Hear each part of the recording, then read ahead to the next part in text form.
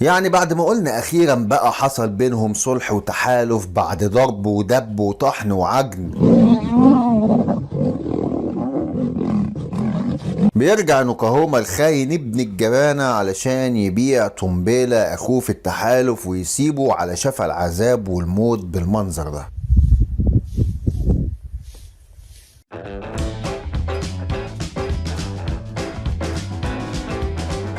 كلكم يا اساطير عارفين ان تومبيلا ونوكاهوما ابن نينها دخلوا في تحالف من فتره وسبق وشرحنا كل احداثه بالتفصيل. وفي الحلقه دي انا فاكر ان قلت لكم كويس جدا التحالف ده مش هينجح الا لو نوكاهوما ابن الجبانه وقف جنب تومبيلا لو دخلوا في عركه كبيره وحقيقيه. وكلكم بقى قعدتوا تلوموا فيا وتقولوا لي انت بتيجي دايما على نوكاهوما وحطه في دماغك، بس انا ما زعلتش منكم علشان انتم حبايبي يعني.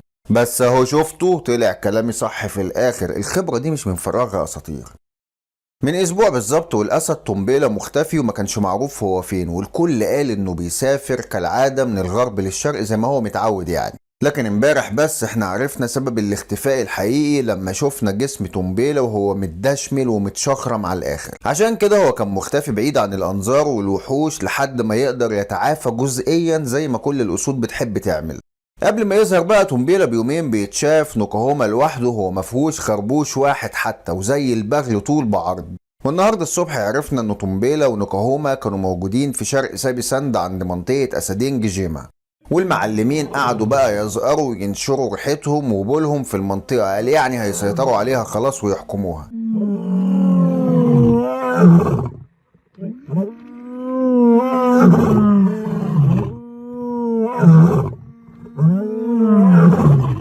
وانا هنا طبعا بلوم على تومبيلا الاسد الخبير اللي مشي ورا كلام البغل اللي سوحه وخلاه يدخل في عركه مش بتاعته.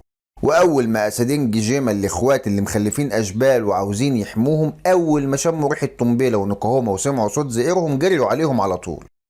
وطبعا البغل نوكاهوما اول ما شافهم جايين عليهم من على بعد 800 فدان باع اخوه سابه وفلق من المكان كله.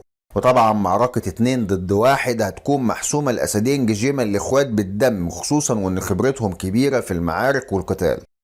والأهم بقى إن تومبيلا نفسه عنده إصابة قديمة ودايمة على طول في رجله الشمال الخلفية من خناقاته القديمة مع أسدين المخيم، وبسبب الإصابة دي الأسد المسكين اتسلم تسليم أهالي وش كده وما قدرش يهرب بسرعة. والأسدين مسكوه من نقطة ضعفه القديمة وفلقوا جسمه كله، وتومبيلا يحمد ربنا إنهم مخلصوش عليه في الآخر لأنه قعد يدافع عن نفسه شوية.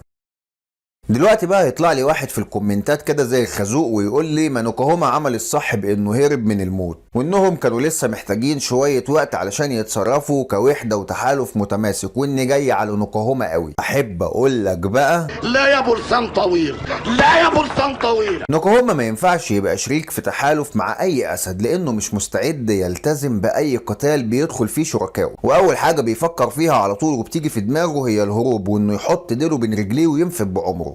طب وانت يا محمد عرفت منين بقى ان نوكاهوما هرب وما قتلش مع تومبيلا يعني ومتاكد قوي كده؟ يا بني ادم بقول لك هو اللي اتشاف الاول وما فيهوش خدش واحد على جسم امه كله، ده يمكن انا فيا خدوش عنه. ده غير ان انواع الاصابات بقى اللي متوزعه على جسم تومبيلا ما بتحصلش غير في معارك 2 ضد 1. علامات العض واختراق الانياب والدهوله اللي فيها تومبيلا دي معناها انه قعد وقت يتفرم لوحده. ويحزنني ويؤسفني ان امله الوحيد حاليا بعد ربنا هو ان نوكاهوما يلاقيه من تاني ويصطاد له جاموسه وياكله وجبه كويسه علشان يتعافى بسرعه. وبقول للاسف هنا لان تومبيلا لو فضل مع نوكاهوما هيكون هو سبب في موته زي ما قلت لكم من سنه تقريبا. وبعدين احنا هنروح بعيد ليه؟ زي ما عمل مع ابوه نينها اخر ملوك برمنجهام بويز. احداث الماضي يا اساطير دايما بتقول لنا 90% من احداث المستقبل. وفي الاخير بتمنى لتومبيلا انه يخف بسرعه لان الاسد ده اتضرب مرتين في 6 شهور. الاولى كانت عند مهبط الطائرات من اسدين المخيم اللي فلقوه،